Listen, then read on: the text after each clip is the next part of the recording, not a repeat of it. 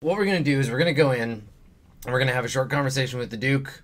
This feels like a big important thing because he's going to decide what we do with the animancy, whether it's going to become legal or illegal or what the deal is. So this is pretty important. Animancy has been a big part of the setting so far, and I feel like this is where the game is going to, it's gonna basically like come down to a decision point. I'm gonna be able to influence what the Duke decides, hopefully. So we'll see. I'm hoping that the game continues along the same lines that it has been so far, and it allows me to have relatively significant impact on the future of the setting, but maybe not. Let's go find out.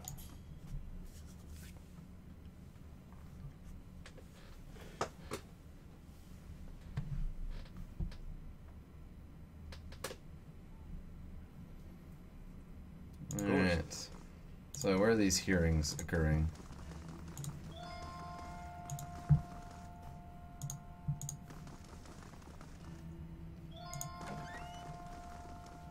There we go. The balcony's been opened for you. The room below is animated amidst a heated debate. All the representative groups easily discerned in the crowd. Crucible knights, stiff in their noisy armor, sit in one section. In another are well-dressed members of House Dominel, casual, watching with a predator's interest. Still elsewhere are the ramshackle dozens, who have made no special effort to dress up for their liege lord. Interspersed are animancers in their academics' robes, with expressions either sour or concerned. Well then, answer me this, Master Barash. If you animancers represent our best hope to cure the legacy, what progress can you demonstrate? Good question. As I've said, it isn't about progress, it's about potential. My house would agree, Your Grace. We see great potential in its future. And I suppose your blazing profits during the legacy don't have nothing to do with that, do they, Dominel? You can't have it both ways no more! Animancy goes, or this country goes! Okay, loudmouth. So you admit, Master Barask, that animancy is no closer to stopping the legacy than it ever was? No, we've had many promising experiments. Cadman Azo has shown... Cadman Azo murdered a child. For a complete failure. We should be hanging him right now for what he done. The dozens won't stand for it. The experiment failed, yes, but his work... His work was sabotaged. Ah, our new delegate from the dozens. What makes you say sabotage? So, God, this reminds me of the court scene from Chrono Trigger, where the game is looking back at some of the quests that you did and some of the things that happened through the game, and giving you different options to slowly influence the court scene. This kind of thing is what Burning Wheel does really well with its Duel of Wits. There's mechanisms in that game. Burning Wheel is a tabletop role-playing game, if you haven't heard me mention it several 100,000 times. It does this kind of thing really well and very like mechanically. Like you can have characters whose prime skill set is manipulating other people's opinions and getting them to do things. So you could totally do this with Burning Wheel. So all at once the attendees turn their faces towards you, a mishmash of judgment and incredulity. Only the Duke, a wild-looking man with a scraggly beard, maybe we're related, seems unfazed by your interruption. I met a false patient, Breckenbury Sanitarium, who tampered with Azo's machinery. The fuck's that even matter? These are people who would toy with the lives of our children. Well put. Indeed. Even assuming there was sabotage, is this Animancer Azo not still accountable here? This is not the Bale Reach incident. This is a responsible scientist who was manipulated. Those who know me around here know me to be fair in judgment, so rational. Those who know me... So I can pick, he should be innocent or guilty. Like, it isn't about harassing animancers, it's about ethics in animancy. How can you call him responsible? You saw the state of his sanitarium. Horseshit. These animancers can't be trusted. Look at what happened in Heritage Hill. Our Chill, buddy. Protectors from Crucible Keep can't even clean up the messes Animancy leaves. Are you sure this is your delegate, Adric? She won't be for long making claims like that. Your Grace, We'd have a much easier time of it if our knights weren't so occupied trying to keep their organization from igniting a revolution on our very doorstep. Heritage Hill is blood on your hands, Justiciar. You turn a blind eye, and look what happens. I have been to Heritage Hill since the quarantine. Though the knights were unable to control the damage, it was not animancy, but an ancient machine that caused it. You've some strange taste in travels, friend. The height of your tales expands with every breath. Let's see. If you think some rotting corpse or volunteer guard could send him away, I earned my answers. I'll grant that you look the part. Damn right, Duke. Tell us what you saw in Heritage Hill. Terra Nouneth houses an Engwithan machine that holds dominion over the flow of souls. It was this machine that made the district undead. What was that, Rasters? Oh, what's going on? Do you think that was the machine's purpose or just a dire side effect? But then why would the Engwithans build such a machine at all? Even if it is as you say, we have testimony that a group of animancers had been spending time there. Surely their tinkering had something to do with this. Their presence doesn't prove cause. This testimony is not evidence, it's a guess. Animancy has many enemies. You need only look around this room to see it. You're missing the point. Everywhere there's animancers, there's disaster. This guy's voice is cartoonishly over the top. So the game's doing that thing again, where it's using the voice actors to influence how we feel about each of the characters. Like, we're supposed to think this guy's a hot-headed moron. We all know what Whitewind's legacy's really about. And it ain't about some sparkling saint from Creed Ceres who's mad because he took a stroll down the wrong bridge. Oh, harsh burns. Ah, wrong bridge indeed. Okay, Durance, we get it. You blew up a god. It's about a bunch of so-called intellectuals fucking with the natural order while the rest of us gotta suffer for it. Is it, though? Should we not take the time to reach a clear conclusion? I mean, what proof do we have? My son and daughter are buried beneath the floor of my house. We don't own no land, so that's where we lay them. My son, my wife let him slip when she was bathing him. Got water in his lungs, he couldn't cough up. My daughter, we put her to bed one night, and the next morning she wasn't breathing. This Hollowborn thing, it ain't ending. And it ain't ending because we still let these charlatans play God. There's your proof, you damn copper fucker. Morley, you're so angry, dude. Enough, Adric. Lady Dominel makes a point. If it's animancy, then why do the other states that permit the practice not suffer the same fate? Who among us can say he truly understands why the legacy has taken hold here? Me. I can, motherfucker. It's me. Oh, we're muttering. The crowd is muttering. Doubtful characters. I'm a doubtful character. Right idea, Watcher. Taking this hearing by the curly ones. Don't waste your chance. Weidman's legacy is the creation of the Leaden Key. Caedmon Azo's downfall was their work, as was the tower in Heritage Hill. They want you to do this. They want animancy to fall. Oh, there's a din of skepticism. Mumble, mutter. I've seen them in the ruins of Air Glanfath, operating machines that disrupt and redirect the flow of souls near towns like Gilded Vale and Deerford, where the legacy is universal. As a Watcher, I've heard their dead confess their plot. They're stealing the souls of the unborn. So this is the kind of scene that I think is really cool in role-playing games, because so often adventurers go out there and they discover the cause of, like, the world being about to end, and it's this big deal, but we only ever see it through the adventurer's eyes. Like, very rarely do they, like, go back to town and are like, Jesus, God, Lord, what's his face, you need to help us. Like, this is a big deal. We need to get the army, and we need to get, like, you don't necessarily impact the world, because often adventurers are in a better position to just fix things on their own. It's a very sort of superhero thing where it's like, it works in reverse in built settings like Forgotten Realms, where you're like, cool, I'm level 10, and sure, I could go and, like, fight this dragon with my level 10 companions, but where the hell is Elminster? He's like level 40. Make him deal with this. So it's cool to see the game say, like, look, the PCs are part of a bigger world. Let's put them in a situation where they can influence, but not necessarily directly affect the outcome necessarily. I like it. Beasts. Another lunatic at the hearing. Did you remember to lock your sanitarium before you left, Master Barask? Please, I only want to help Deerwood. You want to see Crazy make more and more smart comment just like that? Birth invalids till your womb dries for all I care. You shame your order by dismissing the truth before hearing it, madam. I expected better from a Knight of the Crucible. If you did, for your husband's sake, I hope he at least left a brothel unlocked. Ooh, harsh burn. If, as the Duke says, no theory is more proof than any other, what's the harm in hearing one more? Or your quips cannot change the truth. I'd be diplomatic. You must know, friend, that the Leaden Key is a mantle for small-time ruffians and children at play. I'm not saying you're a liar.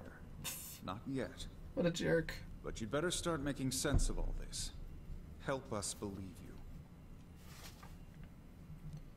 Oh, I don't have Honest 3. They don't believe me necessarily yet. Okay. What's more likely? That the gods are destroying Deerwood for a science practiced in many parts of the world, that a group of people hates animancy and wants it suppressed. The Leaden Key is real. They're foreigners who hate Deerwood and want to see us suffer. Say a lord is cuckolded by his wife. If he tells her to stop, she'll only want her lover more. But if he spreads a rumor that her lover has just visited a brothel and acquired a pox in his loins, she'll end it on her own. That's pretty clever. We all want the same thing here. We want Wademan's legacy to end. If we work together instead of arguing, we can stop the people who are doing this. I'm gonna go with rational. Another guest. Throw her out on your ass, Your Grace. She's wasting our time.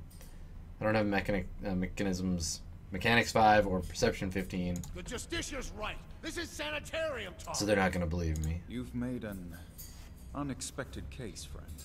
I'll say that much. It seems we have a new possibility to consider, at the very least. How was it you came to learn all this? The Martyrs of the Dozen supported my search for answers. I took a personal interest in the matter. Indeed. This land is foreign to you, unless I miss my guess. Your efforts on its behalf are to be commended. Yeah, you're welcome. Man, I'm just, helpful PC. But these hearings are about more than Widewind's legacy, even though that is our most pressing concern. Let's say for the moment that I were to take you at your word that our friends in Brackenbury Sanitarium and their peers bear no responsibility for this curse upon my country. Let's say. I'm curious. What would you do if you were in my position? Alright, so here, I think this is an important one. So, I would say, I'd allow Animasters to continue. They explore questions we wish to understand. If we knew more, perhaps we could have averted this crisis. Animancy should be studied. If you don't, someone else will, and they'll wield great power over you. They've been given too long a leash. We should restrict and control it. We can ban it all together. Not completely confident it doesn't have something to do with it. Or it's too dangerous and should be outlawed. I'm going to go with we should allow them to continue their work. Animancers serve their own ambitions and their own purses. Giving them this power is like setting a child loose in an armory. Yeah, except that you're just biased, Aloth. Very well. That is all I wish to hear. Not just from you, but from everyone. Many days we've been at this. It is time we put it to rest. I want to thank the delegations for helping me collect my thoughts. And our new delegate, who, if nothing else, has made this final day a little more interesting. The time has come to choose a direction for the Deerwood. I am ready to make my pronouncement. Oh, he's ready to pronounce. Pronounce it, Duke Avar. Pronounce it. Testify. Ramir de Barash, representing the interests of Animancers in Deerwood, step forward. Your Grace.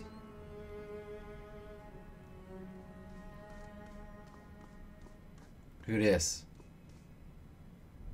Just a dead person with some purple stuff. The arguments for and against Animancy are both strong in Oh their dear. own way. Did no one notice that? I'm standing right there. Judgment. Forgive me, Your Grace. We will accept no judgment but our own. What's he doing? Oh, jeez. Of course, I saw that coming. See, that's frustrating. No, wait! Stop this at once! Oh god.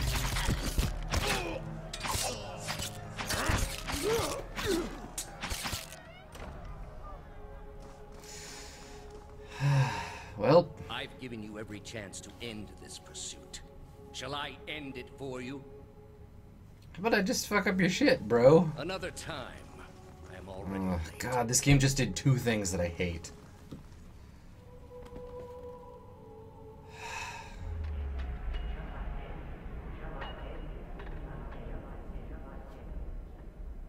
Alright, before we continue, game, I'm gonna let you continue. So, all that stuff I was excited about the conversation, and like how we can influence the world, and blah, blah, blah, blah, none of it mattered. Just flat out irrelevant, right? Because this happened. So, it's like, the game just faked me out, and was like, cool, okay, so here's two things. The game is gonna screw you in two ways. First of all, it's gonna be like, yeah, you have control, you have agency, here you go. And like a bad GM is like, yep, all that stuff you worked hard to do, haha, look how cool the bad guy is. Bad guy shows up, fucks up your shit, doesn't matter, right? So you're like, okay, fine. Instead of this game leading up to this big, like, social battle and us, like, influencing the kingdom, maybe we'll get to have a big fight with the boss guy, right? And we'll be able to kill him and be like, look, we got him and we saved the...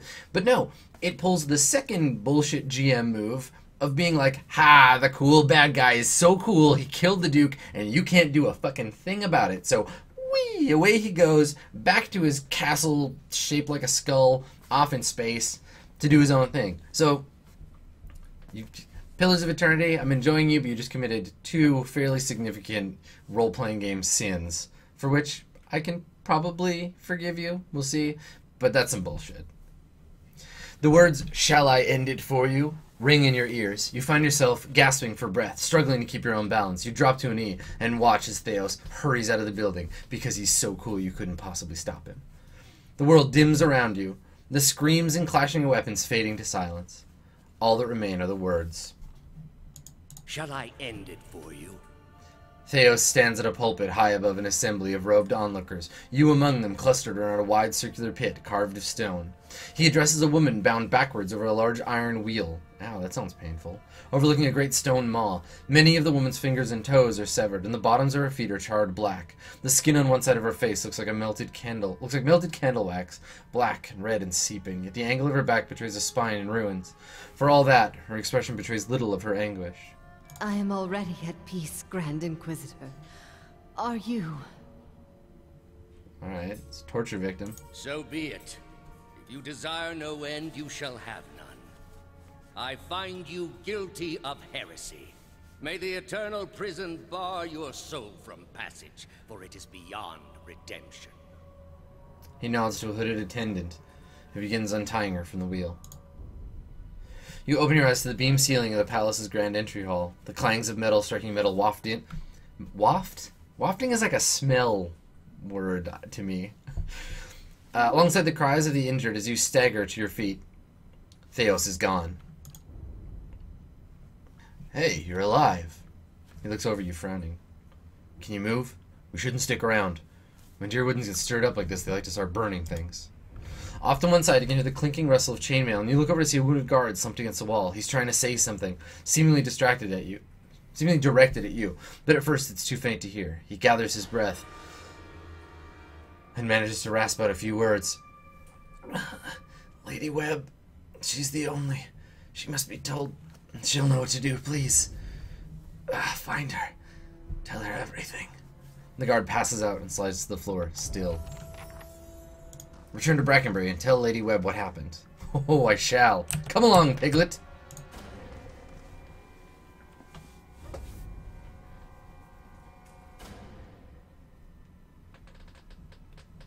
Yeah, that whole lady was a tapestry of bruises. Gross. Oh, yeah, I was hoping that the town would be on fire. I mean, not like hoping for that effect, but hoping that I would go outside and it'd be like riot scene. Oh, hold on, I'm gonna level up Adar before we go. Level 9, huh? Well, congratulations, buddy.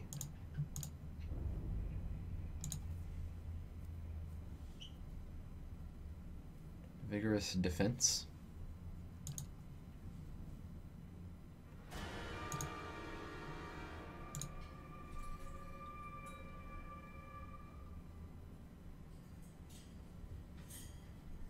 Cool, unbending seems pretty cool.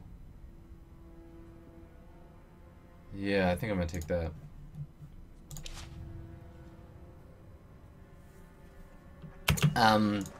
This is one thing that I quite like doing in role-playing games too, like setting up a place of stability, creating a status quo to say like this is what the city is like, And when the players sort of figure it out, when they have, oh, I can't go that way. All right.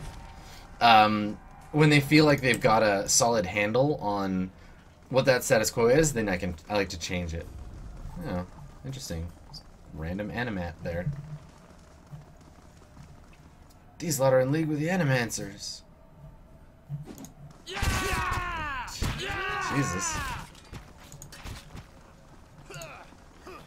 News travels fast in Defiance Bay. I've seen him at the sanitarium. Hey. Hey. Fuck you. Not getting through me. Don't pick on my friend, you commoner slime. I saved you. No? You don't care? Hey. Alright. Fine. Jerk. So yeah, everything's on fire, and the town is on fire, and I can't go that way either. Can I go this way? Hey.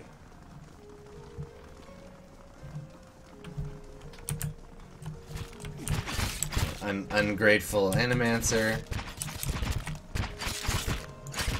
Some meaty sounding fighting. Okay. Let's get out of here.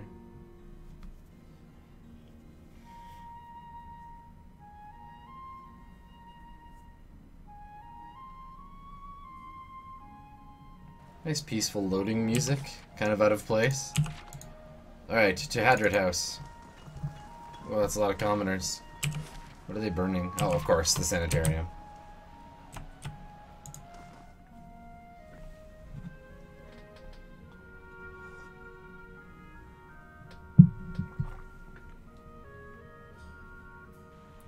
All right. Oh no, everybody's dead. I better just take their money in case I find their loved ones and need to give it back to them.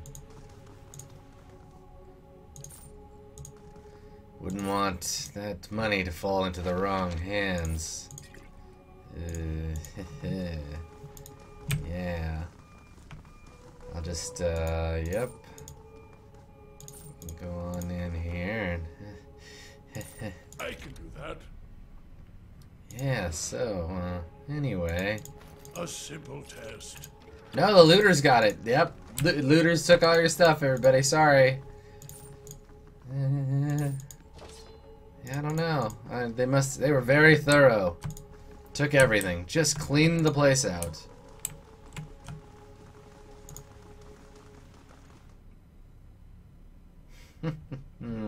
Yes.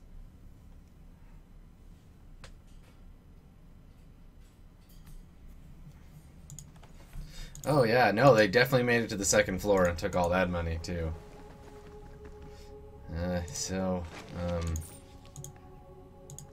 Yeah, real shame about that, but all that looting. Darn those nasty rioters. They sure are an inconvenient bunch. Oh, thank you for the subscription, Arez with several Zs. Welcome to Math Squad. We're just checking to make sure that this building is safe and that no more looters are here. Definitely not committing crimes. Oh no! But we were gonna party! We were gonna party so hard and now she's dead. I can do that. Ah, my favorite old lady. And her dagger. I'll take it with me just in case. Lady Webb lies still in her bed, an ornate cushion propping her back upright. The blood pooled beneath a gash in her chest is tacky and nearly dry. A shattered glass rests on the floor beneath her dangling hand. You can feel the faint aura of her fading essence in your kin. I will reach out for it.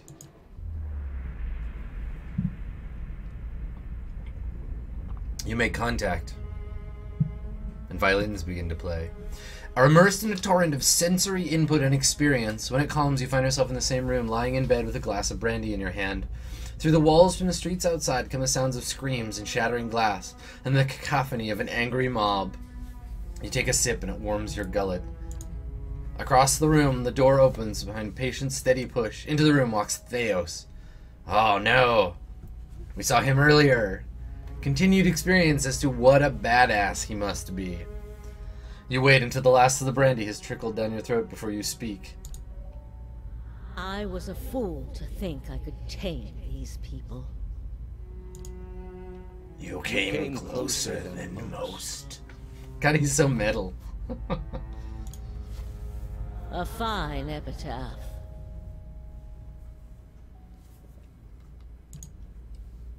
No worse than any. Oh, TikToksy, welcome. Thanks for the subscription. You're concentrating, focusing with all of your energy. It feels as though you were diving into a stone wall over and over. It feels as though you are diving into a stone wall over and over, just smashing your head on it. But it cracks, suddenly, unexpectedly, allowing the vaguest wisp of a thought to leak through. What's in Twin Elms? Probably 2 trees. Did you pull that from my thoughts? I've had time to practice. Ah. He walks over to a small table and raises a half-empty brandy bottle to eye level. He seems to approve of the selection and begins to search for an empty glass. Oh my god, he's like this whole scene is so the cartoonish supervillainy. I was saving that for someone. Pity. You know this is how it has to be.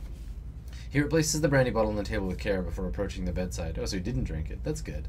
He sits on the edge of the bed next to you. His words come freely, absent of all doubt. He draws a long, curved knife from his belt, smeared with fresh blood.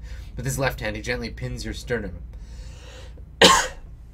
As he raises the knife in the other, its point dangling above your heart. Prove it. Thaos slips the knife between your ribs and pushes it through. Layers of tissue separate with a brittle, papery stiffness, and blood wells up around the blade. A pulse of reflex causes you to drop your glass to the floor, and you hear it shatter. With the last of your strength, you take his knife hand in both of yours, a question radiant in your mind. For an instant, to your great surprise, the pathway to his mind is left open to you. Unguarded, and the answer comes. Simple, cataclysmic in his reordering of your thoughts. As Lady Webb, you feel as though you've just had an answer. You've searched all your life. But in your own mind, your understanding lies just beyond your reach.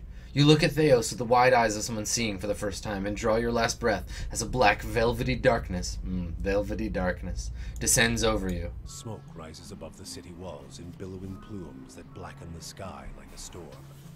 Behind the walls, the riots rage on. Known patrons of Animancy are forced into hiding as looters ransack their estates and make off with their possessions. Animancers are torn away from their families and dragged from their homes to be stoned to death in the streets. Word had spread immediately that Duke Avar had been assassinated, and that an Animancer was to blame. The city wasted little time in exacting revenge, and little effort into evaluating guilt. In the center of it all, Brackenbury Sanitarium burned. And down the lane, Hodred House, the last bastion of stability in the Deerwood, had fallen silent.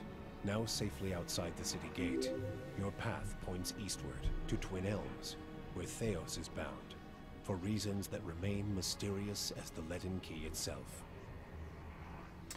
So if you watched my playthrough of Fallout 2, you'll recognize this before. So this game is doing a similar thing that Fallout did, where it's diamond shaped. So there's a single point at the beginning and a single point at the end, and a widening in the middle of options. So I can do whatever I want in the middle of the game. I can wander around and do different quests, that kind of stuff. Excuse me. So I can wander around in the middle of the quests and do whatever I want, but I have to come back. You know, I have to focus back to that point at the end. Now, Fallout, in a lot of ways, was a single diamond shape, right? It was a start, a wide middle, and a narrow end. And this game... excuse me. Apparently I'm allergic to being railroaded. This game has... this is the end of a diamond, so each act might be that diamond shape. So there's the illusion in the middle of choice, where I'm like, cool, the stuff that I'm doing matters. I can choose the Crucible Knights, I can choose to support them, I can choose the Dozens, I can argue for them. but then ultimately, like, it burns back down to this point where it doesn't matter, right? Like, it doesn't matter whether I pick what faction I picked, irrelevant. Whatever I said in that conversation doesn't matter, because I'm funneled back down to the Act 3 diamond beginning point, right? So I'm back at the end of that triangle, and here we are to continue on to Twin Elms, which is going to be probably another diamond shape. Yeah, I feel like sort of funneled design like that. I get it, because it's a computer game and you have to have points where you make decisions to move the game forward, but I also feel like it's a little... I don't know. I'm used to having more freedom than this, and I try not to, when I run tabletop games, I try not to make them diamond shaped if it's at all possible. Because again, that's an easier thing to do in a tabletop game. Let's continue building things, if I'm able. No, okay, so the pool is still in progress. Okay. The floods have receded. The pass through Stonewall Gorge is open. That's good.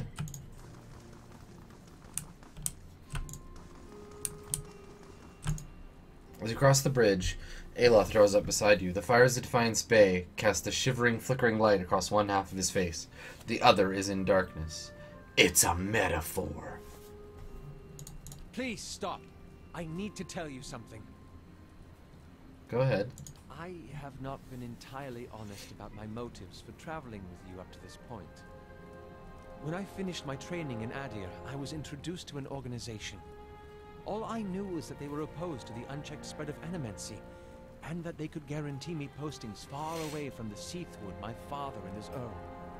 At that time, it was enough. In the early years, I thought of them as many things. Hooded men, prudent teachers, the Leaden Key. Their rules were strict, but their guidance was clear. I sincerely believe they wanted to keep Kith from the folly of their own foolish ambitions. I came to the Deerwood a little over a year ago. My orders were to gather information on animancy in the region.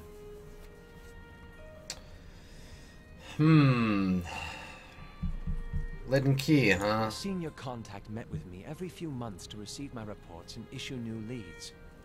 She sent me to Gilded Vale to keep an eye on events surrounding the local lord, but I lost track of her shortly after that. I don't know if she was reassigned, killed, or look at this asshole, sacrificed the way you saw. At the time you met me, I'd been on my own for a couple of months. What did you want from me? You knew I was coming? I couldn't have. I'd been out of contact with my superiors for months. Sure. I needed some kind of direction. And after that scrape with the locals, I was ready to get out of town. But then you mentioned that you'd survived that Beowulf, and I thought you might be able to put me back on the Leaden Keys trail. I mean, you're right. And I was correct in a way. What we found wasn't what I expected. I knew the Leaden Key was trying to stop animancy, but I didn't realize how far they'd gone. Murder, sabotage, abandoning entire districts to shambling horrors. Now the whole city is up in flames. Well, alright. I'm still not sure about animancy, but I know I've been following the wrong master. Please, accept my apology, and my service. Let me fight with you to stop Thaos. Apology accepted. As long as you don't forget who's in charge, I'm keeping a close eye on you. I forgive you, but I want you beside me, not behind me. Nudge, nudge, wink. I'm finished with you. You've been working for the very people who are trying to kill me, and I think, yeah, blah, blah, blah. No, I forgive him. That would be an honor. Let's be buds. No, you know what? That's enough for now. I want to talk to Durance and see if he has anything to say about all that. If doubts and curiosity plague you. Yeah, okay, let's ask him some stuff, because we haven't talked to Durance in a while. Durance is an odd name. No more than Watcher, and Durance is not a name, it's a title. Durance? We've shared the fire and a difficult road enough. Enough to know you're willing to suffer one and walk the other. Every god who has followers has a chapter solely for them, whether they know it or not. I know it. This chapter is not a thing of intent, but a flame that catches you. Everyone hears dogma and hymns and rituals in a different way. And whether they admit it or not, the fires that catch your senses all weave into a larger bonfire, which becomes your religion, your way of life, your road. Worshippers take what they want from the god, and then translate it. So it was with Durance. Was a man once, before he became the religion. I'm not familiar with the teachings of Durance. There is no scripture, no poetry or wordplay open to interpretation. Its disciples are often not welcome, so they walk the road. A physical devotion. Many a metaphor has killed a man, when it would have been best to show him the truth of it, as ugly as it may seem. Before Durance, I put my faith in a great many such words, and encouraged others to do the same. All were weaker for it, unworthy of the flame. Many a metaphor has killed a man. They've got like 46 armor class and deal 12d12 damage. Metaphors will wreck you. The devotions are from a days when Megran would not simply open her legs for any eager young initiate. Instead, she would turn away these faithful and ask them to wander the land to prove themselves devout. Based on the trials and judgments, then access to the god is granted. It was easy, but it was up to each initiate to find the fire within them, and that fire rarely burned when first they came to Magran's door and sought acceptance. Begging is not what transforms one, but to say such now, the words are not welcomed as they should. Why is that?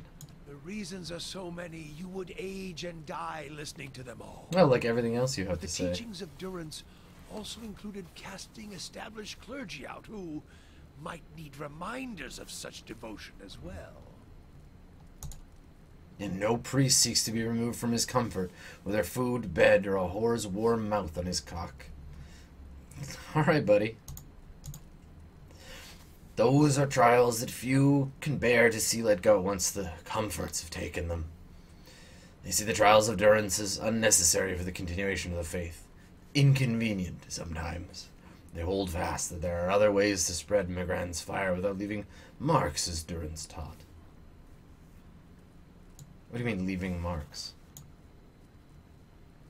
As the disciples walked the road, the trials of Durance they suffered and dispensed were also ones of justice.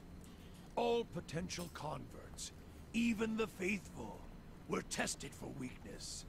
And if their weakness broke them, so be it. If they survived, then they were transformed, made stronger, as Magran seeks of all. Before I followed the way of Durance, I did not test myself. I did not test others. Weakness and injustice thrived around me because I permitted it to be so. All this talking about testing yourself and testing others reminds me a lot of a certain Scientology. You have to test yourself with Megran's Flame, and then you have to pay us $49.99 for the next test, and then 2 more tests after that, and then you'll get to level 3. Then you'll open up your pathways. If you get that, you can pay us $100, and then we'll give you the next test. You'll get magic powers. Sagani's busy sharpening another bone arrowhead, and isn't even clear she's listening till she looks up and shakes her head. One thing I'll never understand about you northern folk. You live amidst plenty in lands that aren't like to kill you overnight, and you have this funny notion that carving the shit out of each other somehow makes you worthy of it. I'll never understand it, but then we can't afford to make target practice for one another in Masuk. Why would the clergy object to your dispensing justice? Justice was not seen as our duty. Justice was a thing of Woodica. And the debates that ran fierce and hot. If any god should hold the reins to the keeping of any other, as I said, an unpopular notion. Might spread like a fire. Can't have that. Yet Durance reminded us that Woodica had once been burned by Megran, and rightly so. If a goddess of justice must be burned to remind her of her place, Well, then Magran's clergy can remind others in a similar fashion. So you would punish others. Transform them. If they broke, so be it. The greater the ruination of their flesh and soul, the greater their hope of salvation. Whoa. It was the struggle that would strengthen them.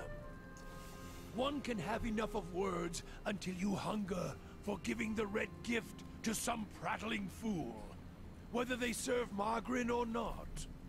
God and faith can drive a man to do much others would find difficult. Durance himself admitted as much. He did not relish the task, but he did not shy away from it. All life does, whether by Margarin or not. The Saints' War made it necessary, and as distasteful as it may have seemed, well, now, every mark of Aethys, every weak soul that exposed our throat to the enemy, they would answer for every soldier and Margarin disciple that had fallen. I punished others, yes, men, women, children, and I did not spare the staff or any other instrument I felt would learn them and strengthen them. A purge not just of Aethys, but of frailty. A burning of dry fields. A sacrifice at the whore's altar. But who needs her words when one has her flame to show the way? So this religious traveling chapter was put down? There were not many of us. I am the last, and while there's no words or poetry to mar Durance's teachings, there's little to keep it alive if the fire dies, but that in itself is a test. The Saints' War gave Durance a new boost to popularity for a time. A saint to match a saint, ruthlessness to match ruthlessness. The fiercest of us, well, we took the battle to Aethys, and read Ceres. It took the strength to turn back their heresies, and I doubt many of Magran's highest would have done the same. Then the teachings dwindled, died as most flames do, but they still leave marks.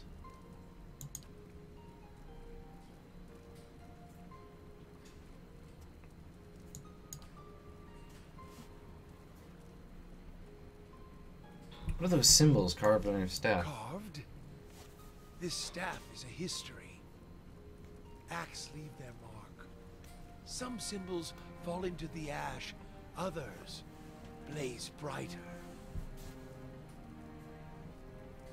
What causes one to fade and another to rise? Memory. Meaning. It's same as the memories in your head, perhaps more trustworthy. Random acts, things done with instinct. They may make lines, burning briefly through the wood. Acts devised, planned, that stay with you. Symbols form, and tell the story. It's like all memories, except the staff burns it true. When a thought's close, you see it clearer, brighter. Once you forget, they get buried. But like rings in wood, the etchings remain. Keeps me grounded. Also, it's a solid walking stick. So he's got this, like, memory staff that his acts are burned into. The weird thing about it, too, is that, like, he has this staff. So we're learning more about Durance. We're learning that his religion is sort of a splinter. Like, he's kind of a cleric of Magran, sort of, but also part of this, like, pan-religious suffering group. Of which he's taken the name, and he has this magic staff that shows what he's been doing. I guess, like, carries the truth of his memories. Energies of the spirit, a channel for one's faith. Okay. The large mark there, the 12 circles. What is it? That symbol, the God Hammer. The 12 circles. Okay. The sign of the dozen on the bridge, and the dozen of us that let the hammer fall on them. Bridge, God, and all. If there's a symbol that is unlikely to ever fade, it's that one. I thought it might be the last the staff would ever hold. Was holding it that day on the bridge. Yeah, I mean, there's a very heavy martyrdom sense to his religion. To the God Hammer. Might be the last light that touched Aethys before the pyre ate him. It's interesting because his religion, yeah, it's all about suffering to prove yourself.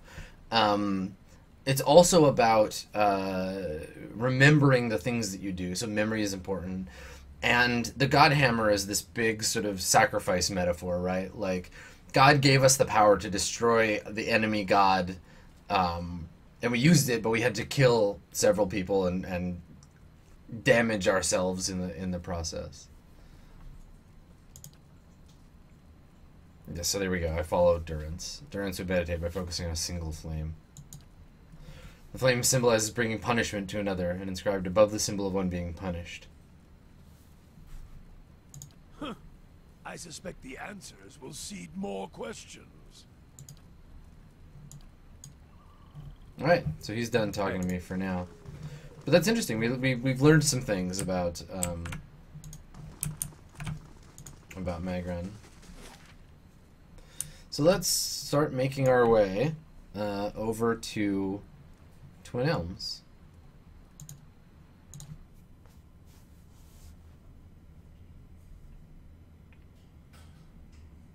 Yeah, I think of all of the NPCs in the game so far, Magran is the most engaging, if only because he's the most tied to the fictional circumstance of the world, right?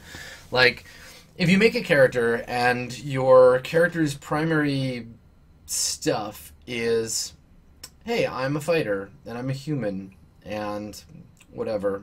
It doesn't matter. You don't matter so much because there's lots of other human fighters in the world. But if you have your background set up such that you're part of, and so if I were, let's imagine this is like a dungeon world game, for example. The DM or the GM wouldn't necessarily be the one to make up all this Godhammer stuff. Like, I feel like all of this would be coming from the person playing Durance, right? Because if a good GM would be asking them, like, all right, why did you lose your faith? And they're like, oh, well, we made a bomb that killed a god. And then the GM would be like, oh shit, like, let's hear more about that, and like work them into the backstory of the game as it's created. The advantage of tabletop, of course, over computer RPGs is that we're building the story as we go. So the GM can introduce things much more readily at the player's sort of behest, which I find to be obviously really engaging and something that really like brings the players into the game. Speaking of character contribution, let's see what Adar's got to say. Say what you want about Dear Woodens. They haven't met the problem yet they couldn't solve by killing some scapegoats.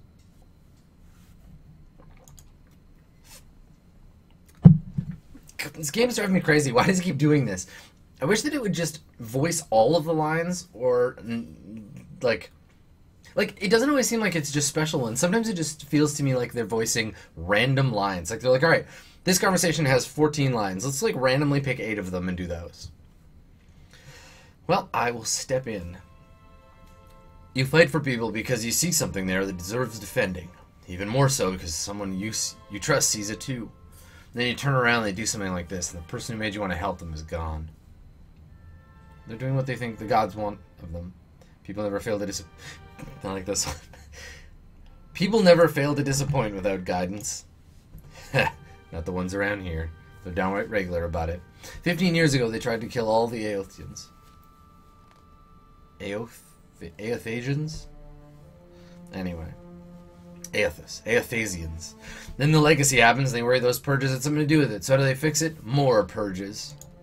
Never thought I'd find myself missing the hospitality back home. That's it? Hey. Yeah, I mean, you're right. People are jerks, but like, that's to be expected, I'm afraid. Hmm?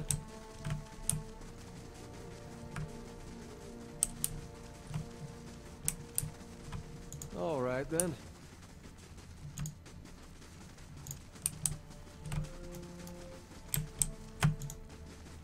Down into the formerly flooded gorge. Aha, who's this then? More assassins? Well, well, well. A woman in robes, flanked by an armed group, savors every word before whispering the next. Finally. Jerk. You should have remained in Defiance Bay. She draws a smile, pale and full, that droops below her recessed chin. But I'm glad you didn't have better sense. I've looked forward to this since you got in our way. Cue combat in 3, 2... Oh, last words, huh? Any last words? After all the effort you mustered to be ashamed to end it quietly. It will never end quietly as long as I draw breath, assassin! No way. Haven't you heard of what I do to my enemies? Surrender unless you want a taste of my anger. The complacent smile vanishes. You.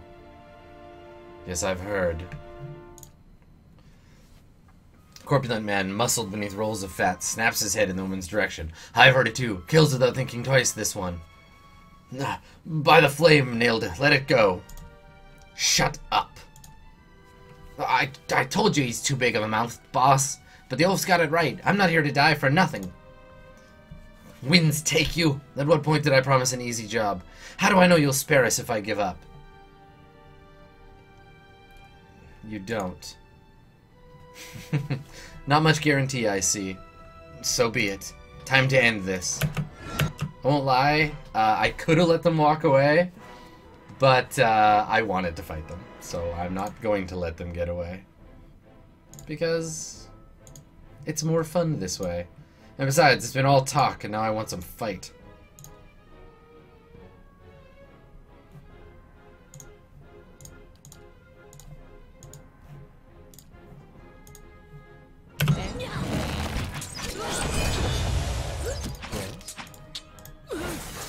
Oh my god, we just charmed everyone but the wizard. Oh, that must be annoying for them. Alright then. No, why are you attacking Aloth? What the fuck is happening?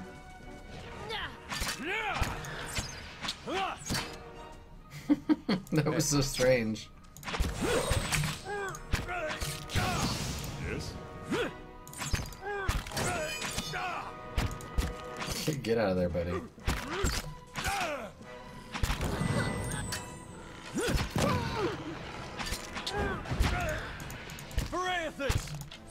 You know, it's nice to know that I could have spared them had I chose to. But I didn't want to. They deserved to die. For pissing me off. Alright, so any of this better than fine? Fine, fine, fine. Ooh, might belt. Oh, I should put that on a specific person. Alright, so the might belt we'll give to him. Everything else I think goes in the stash.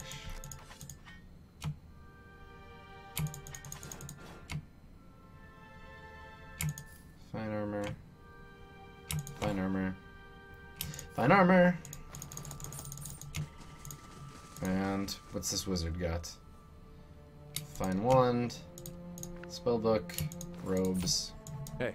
God forbid I let these corpses keep their clothing. Alright. Well, that was nice. A little bit of violence. A little bit of talking. A little bit of violence.